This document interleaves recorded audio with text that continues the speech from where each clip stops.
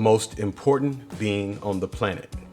What you are about to hear is the result of about 3 to 5 hours of clear, beautiful, well thought out rambling. There may be some stuttering, some stammering, but I'm gambling that all of this true information you're about to receive is not just true for me. When I first wrote this, it was not meant to be spoken word. I then recited it and heard my voice, and the only choice I gave myself was to change the way I recited it.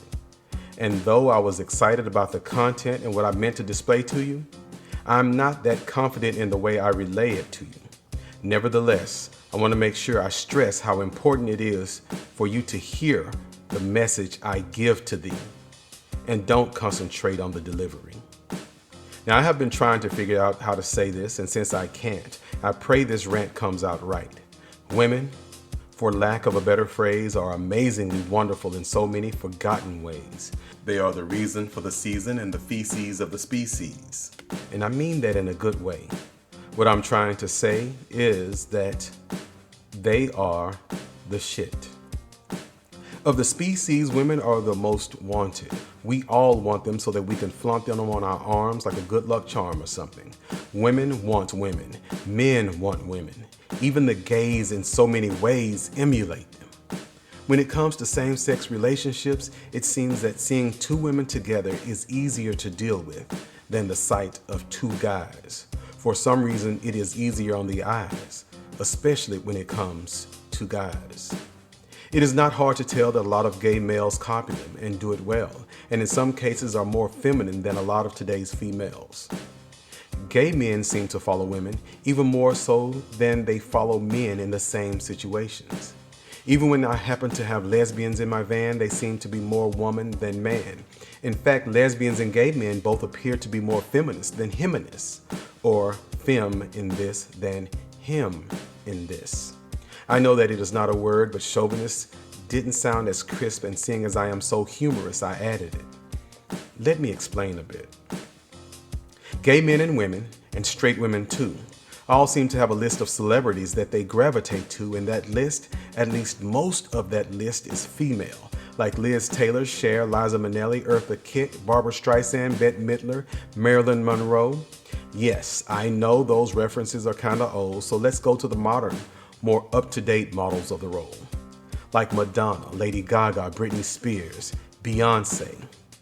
There seem to be more men than women. Dare I say that when it comes to being gay, it seems that men corner the market. Yes, I know there are men role models out there too, Billy Eichner, RuPaul, Carson Kressley, and Andy Cohen, just to name a few. Now here in this era, as we attempt to keep it and get it together, we find a lot of men talking down on females. Well, don't let it get you down, and don't take their talk to heart. Don't buy what they are selling, and don't add it to cart. The way we truly feel about you and the negative words you hear are just words without actions to back it up. Let me make that more clear. This speech, rant, talk, this thing right here is about the, please excuse my language, fucking awesomeness that is she.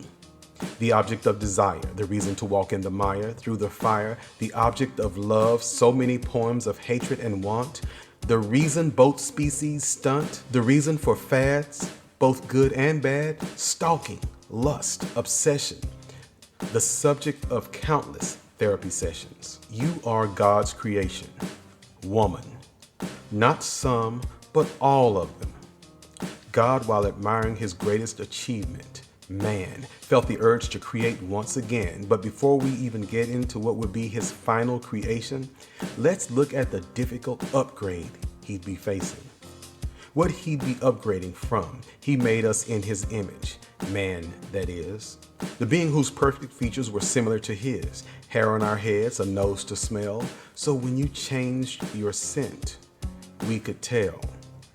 Eyes to admire the beauty you possessed, a brain to imagine what is under your dress, ears to hear you whisper and let us know what is on your mind, your every thought and wish, even the nagging kind. We don't like that one. Nipples, what are those for on the male species? And our chest, what is the purpose of these? Arms and hands and opposable thumbs to pull you from danger, to hold you and keep you warm, legs to run to you when we've missed you so, and to run away when it's time to go. A penis. You know that dangly thing in between our legs attached to a sack that begs for somebody to kick it from time to time? That whole situation is nuts. What? Did I not mention the fact that he made me hilarious? Unlike the apes who can grab with their hands and feet, he made us differently because we weren't meant to live in or constantly climb trees. On the sixth day of creating, of making things from nothing, God created his best something. Man. After he made everything else, he made man as his last and final act of excellence. Even he marveled at his creation in his presence. He knew that he was done. He ended it by making the one thing that couldn't be outdone. Man, Adam. Then he thought, a mate. Yes, a mate would be great. I mean, the animals are good, but he needs someone with which to communicate. What was he to do, though? Make another man? I mean, he could make perfection once again, but he didn't. He thought to himself, how about something to which man would be smitten? Something to drive him to commitment. The same, but better and different. He knew that the only way to improve upon perfection was to take from perfection. So he used just a section. A rib he took instead of starting from scratch because he knew that anything other than that would be less than perfect. Have you thought about that? He could have made Eve from scratch like all else, but figured that would mar her wealth. Even our children we raise to be an improvement of ourselves, a gift we protect and we are proud of. So from Adam, he took a rib and made Adam Plus, or woman as she is known to us. So what makes me think she's an improvement or an upgrade in which he made? Well, a lot of it is obvious and clearly displayed.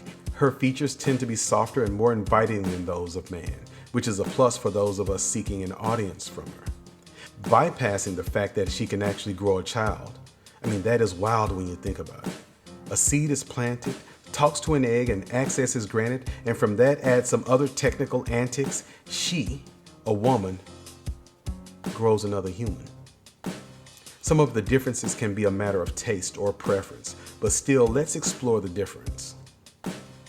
Her eyes, they are softer than that of the male, more inviting, more expressive, and this you can tell if you have ever had a woman use only her eyes to communicate with you. We have been seeing this fact for years behind the hijab. Those eyes have been known to rob a man of his sanity. We do some crazy things behind a woman. It is mesmerizing how hypnotizing those eyes can be. You are captivated by the whole of her, and the eyes are all the beauty you are allowed to see. The hairline is softer, as it gently, purposefully frames her face as if to showcase a priceless work of art. Her lips, whether pursed or ever so slightly pulled apart, have been the object of many a broken heart. They seem to be the complement, the perfect complement, to arguably a man's greatest treasure. That part of a man, when put together with those lips, are known to bring about the kind of pleasure we could, would, and have died for. You pick the pair I am speaking of, either up top or those down there. And no, I haven't forgotten the pleasure that happens when two lips meet each other. That is top or bottom lips, those with jaws or those with hips, and the loose ones as well as the tight ones can launch and sink ships. Lips that on the nape of your neck can make you wet or hard as a brick in the midst of a yard of grass. Her voice is inviting as it beckons you come hither, and you feel your inhibitions and will slither away. Her moaning, her groaning, her panting, her raving and her ranting, all except for the nagging. That is my can't thing. But other than that, a woman's voice is the bat that can beat me into a welcomed submission. But I must digress as I move to her chest, otherwise known as her breast, her functioning breast. An upgrade from ours, theirs actually work. They serve a purpose. To serve a breakfast that can quench the thirst of a child or a grown-up they choose to nurse, big or small. Remember we talked about nipples that sat on a man and have no real function? Well, when God did the upgrade with woman, he took them and made them do something. First, they are a point of attraction. We see nips and we tend to go wild, but those same nips that she has, unlike a man's, can also be used for nursing a child. They spend billions of dollars to cover them properly and billions more to get them released. Even more billions are spent to get them reduced and also increased. Improvement? I think so. Are you there yet? No? Let's go. Now on to the glutes. On women, they're buttes. Personally, on men, I don't know how it works. Women like some men's butts, but what does that mean in the scheme of things? Do they want them to be round, to be chiseled down, or sit there and do nothing at all? And we don't really focus on them when we work out, at least not that I recall. The going thing now is a big round bottom like Kim K, Jennifer L, or even Salma Hayek.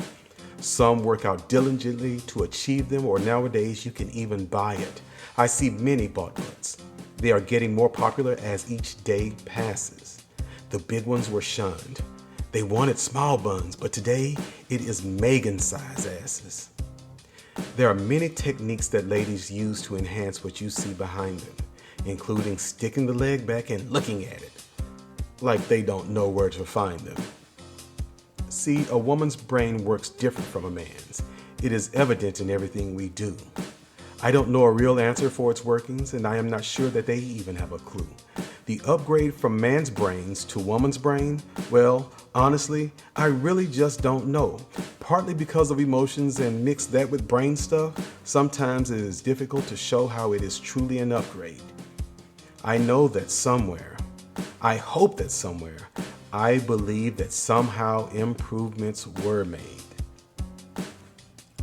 Now on to what I believe is the ultimate improvement. What makes the world turn, causes fires to burn, snow to be cold, men to be bold enough to put their reputation and their lives on the line. The ultimate find, when we can find it, we find that it is just fine. I mean, look at a man's bodies. Yes, it was made with precision and care, but then we were left with these things dangling there. Oh yeah, they dangle. Then time and again, we gotta wrangle them up, put them in a cup or some kind of tuck because they have tendency to get loose and mess everything up. I mean, the whole situation is pretty nuts. See what I did there? Now the upgrade to that is much more compact. It's sleek and form-fitting, everything is intact. It has its own protective barrier in the form of some thighs. I mean, you can't get to the prize without their compromise. The ultimate prize has built-in protection from your erection, and that erection in its function can bring about the destruction of everything we love about the woman. The thighs, though, are there to protect and try to keep that all in check. Now, what is this prize I speak of? Well, it is often called her love, her minge, her velvet glove, the mound, the ground we pound, benefits with a bit of fringe, the cum dumpster, the box, the baby pumper, the cave of wonders, the queef machine, the baby canal, the thing, the golden corral, the cooch, the fish taco, the garage, the gooch, the love tunnel, the kitty cat, the baby funnel, the coochie, the cookie, that good, the velvet taco, the puss, the love maker, the pocketbook, the pussy, the satin, the money crook, a cock, a cunt, sometimes if it's on the hunt. There are many more names, but they all mean her vagina. They are one and the same. Feel free to add more in the comments if you know more names that explain what we also call her strange. Okay, you say, it has a bunch of names. What are the improvements done to this thing? Well, for one, her love chasm, unlike a man's, can have multiple orgasms. So when she says, "Oh, you came," and she's going again and again and again, just know that this is an upgrade that she can claim. They have labia minora and majora that also house nerves that can get aroused. There is the clit that we like to flick when our dick is feeling dastardly and we have decided to try and master the art of getting her to the dance. Upgrade. This thing was made with care. Have you ever taken the time, really sat and felt what it feels like down there? It is like a warm, wet, light of comfort surrounding you. It is comfort in physical form, shelter from a storm, a place where nothing exists but happy tears. A place where fears cannot get in and you sit as if in a den of joy, for lack of a better word. It is absurd to think about a woman's down there affection is anything but an upgrade. Now, if I have to give it a real physical description, I would have to say velvet.